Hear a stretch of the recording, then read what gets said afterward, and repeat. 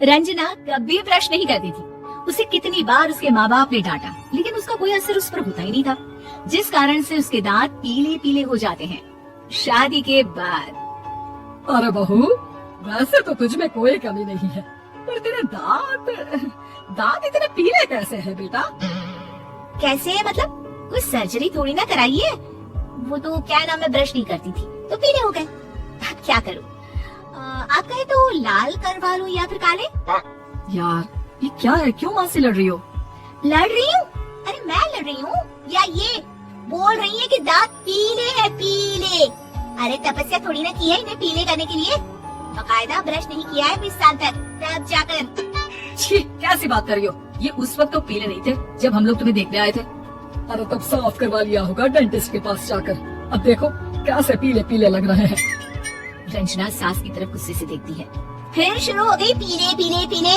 अरे पीले तो तभी थे जब मेरे हाथ का रसगुल्ला उड़ा उड़ा कर खा रही थी और बोल रही थी, लड़की नहीं गुणों का खजाना दे रहे हैं भाई साहब आप। खैर अब वो लोग करते भी तो क्या करते, पीले दांत वाली बहू पल्ले पड़ी थी तो झेलना तो था ही। एक दिन कीर्तन में रंजना गाना गा रही थी। अरे कमला बहन, माँ का द्वार है, यहाँ तो सब शुद्ध होकर आते हैं, फिर अपनी बहू को ब्रश भी नहीं करवाती तुम। दूर से पीले पीले दांत भक्ति में बाधा उत्पन्न कर रहे हैं। और कोई 2 साल की बच्ची थोड़ी ना लेकर आई हूँ मैं बहू बनाकर, अच्छी खासी लड़की है। अरे कैसे करवाऊं ब्रश, ये तो उसे खुद करना चाहिए ना। अब माँ बाप तो इसके जैसे तैसे निपटा दिए, ये नहीं सोचा कि सास कैसे संभालेगी। सास बहू को लेकर घर आ जाती है, लेकिन सोच लेती है कि अब इसे लेकर कहीं नहीं जाएगी। अगले रोज बहू कहती है, अरे क्या हो गया, मंदिर नहीं जाना क्या? कीर्तन का वक्त हो रहा है। मेरी मधुर वाणी से कान्हा जी जागते हैं और सोते हैं। आप तो जानती है ना उनकी भक्ति में कितना मन लगता है मेरा। वो क्या है ना, तबीयत ठीक नहीं लग रही है मेरी, आराम करूंगी मैं। तबीयत ठीक नहीं लग रही? अभी तो मिथुन के गाने पर नाच रही थी आप, और अब बोल रही है कि तबीयत ठीक नहीं लग रही। अरे भक्ति में मन लगा लो सासू माँ, ऊपर जाना है, क्या मुँह दिखाओगी आप? हाँ, सास को बहू की बात पर गुस्सा आ जाता है। मैं क्या मुंह दिखाऊंगी, इसकी चिंता तो ना कर, समझी? अपने मुंह की चिंता कर, जो ये पीले पीले दांत लेकर हर जगह पहुंच जाती है। पता है लोग कितना मजाक बनाते हैं। ना जी ना, मैं नहीं जाना कहीं तेरे साथ। तो ये बात है, कोई ना, मत जाओ, मैं अपने कमरे में ही बैठ कर भक्ति कर लूंगी। ऊपर वाला दांत थोड़ी ना देखता है, मन देखता है, भावना देखता है। और अरे बस बस, तू सब कुछ दिखा, बस ये सफेद चमकदार दांत ना दिखाना किसी को, है? जा यहाँ से। बहू को सास की बात का कोई फर्क नहीं पड़ता, वो तो जैसी थी वैसी ही रह जाती है। सुबह नहाकर किचन में खाना बनाना, फिर खाना खाना, कीर्तन भजन करना और सो जाना। एक दिन, माँ जी मैं सहेली के घर जा रही हूँ, शाम को लेट आऊंगी।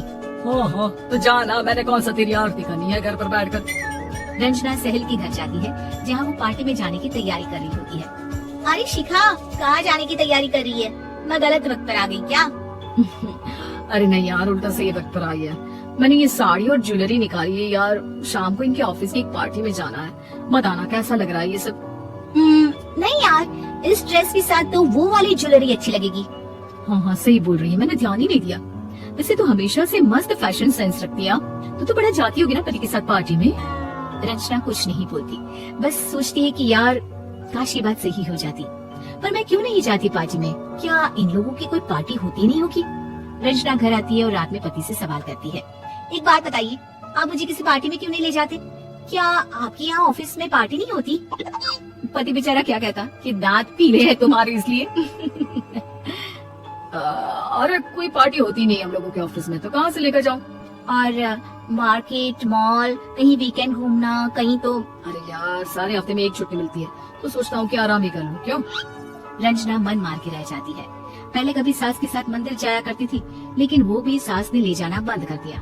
घर बैठी बैठी रंजना बोर हो जाती है। तभी उसे आइडिया आता है और वो मायके जाने का सोचती है। सासू माँ, 2 दिनों के लिए मम्मी के घर जा रही हूँ। अच्छा ठीक है, आराम से जा।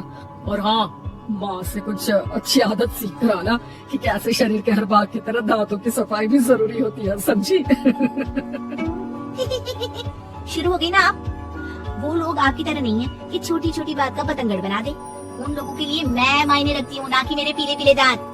रंजना माँ को बिना बताए उन लोगों को सरप्राइज देती है, लेकिन जैसे ही वो दरवाजे पर पहुँचती है, अंदर देखती है कि घर वाले कहीं जा रहे होते हैं।